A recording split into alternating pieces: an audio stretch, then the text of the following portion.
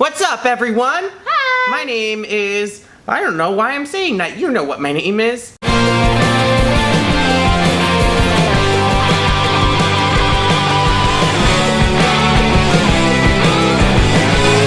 Welcome to Conversations. Yo, we're wearing those things. Our discussion is slightly a continuation from our other conversation. Previous one was dogs versus cats.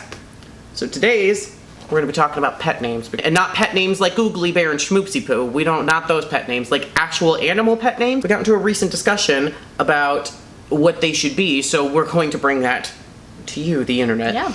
Should animal pet names be actual names, or should they be fun and ridiculous names? I think it depends on the animal. Yeah. Fish, go for the absurd. If you have a tank, you name them all crazy absurd things and then one with a super bland and normal name. So you have like Brownie and Ice Cream and Kyle. I grew up with a lot of fish. I had a little tank that was in my room because the bubbling of the filter helped put me to sleep when I was little. That makes sense. So the fish that lived in there was an African cichlid, and his name was Bubba. Bubba lived like 6 or 7 years. We had Bubba for a while. We moved. We gave Bubba to friends. Bubba lived with them forever. Found out way later that the guy we bought it from was breeding African cichlids for competition, so he was a show fish. Oh. So he was really pretty, really, because I've seen African cichlids later that I was just like, they're just not as good as my fish. And you kind of think maybe that was just because you loved your fish. Yeah. And you had, it was no, he was genuinely prettier than other fish. Then my mom had a gigantic saltwater tank. It was like length of the couch level of gigantic saltwater tank. And we had all kinds of fish in there, and they all had personalities. Mine was the purple starfish, and I named it Hokapontus. At the time, I was completely incapable of saying Pocahontas. So the purple starfish was named Hokapontus. Yep. And there were other fish. I don't think the other fish had names. I think I only named the one fish. The other one's like the angelfish that would spit at my dad until he got off the couch. The cowfish that was obsessed with watching TV. Crazy personalities for fish. Then I had a turtle, and the turtle's name, surprise, was Franklin. I have had a lot of pets with You're gonna name something, you're gonna literary name it after a based book, names. yeah. Yeah, that's super common. When we moved to Spain, the house had a cat, so we just sort of half adopted this cat. 4-year-old me was allowed to name it. I named it Chin Chin.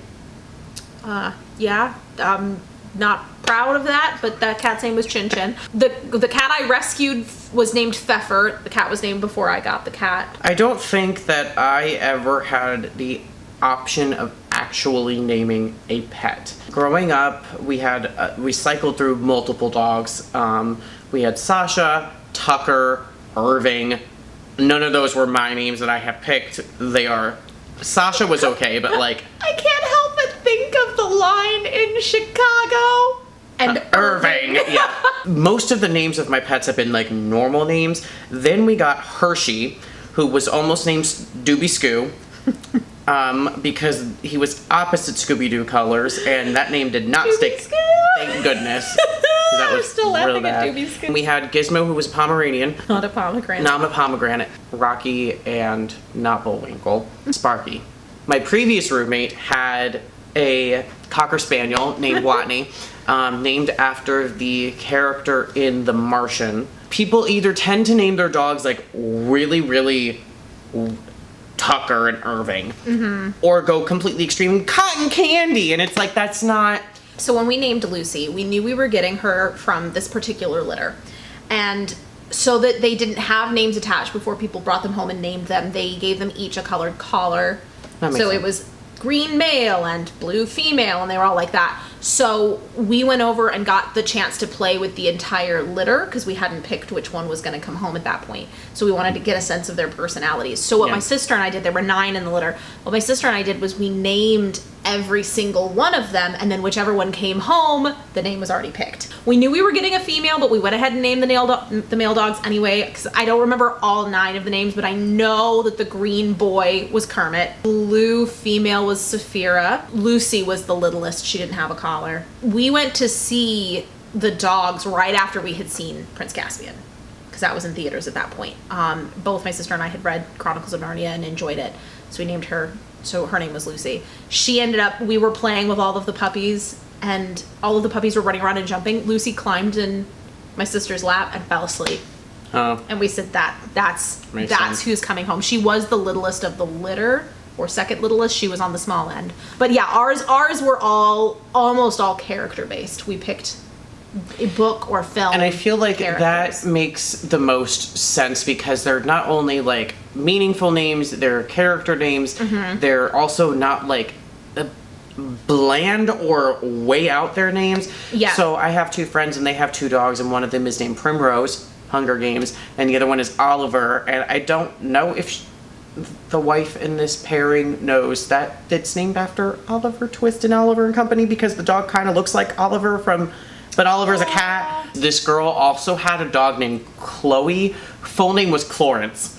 I'm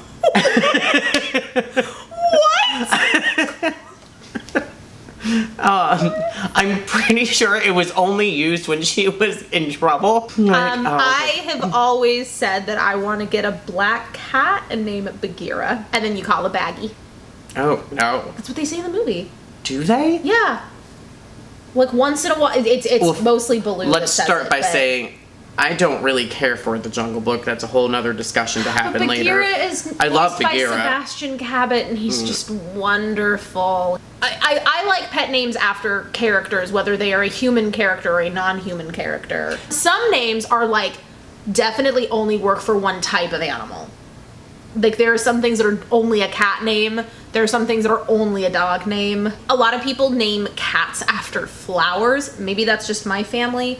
But a flower name would not work for a dog. Lily and Petunia would both be nice dog names depending on what breed of dog it was. French bulldog? Yes. See? There you go.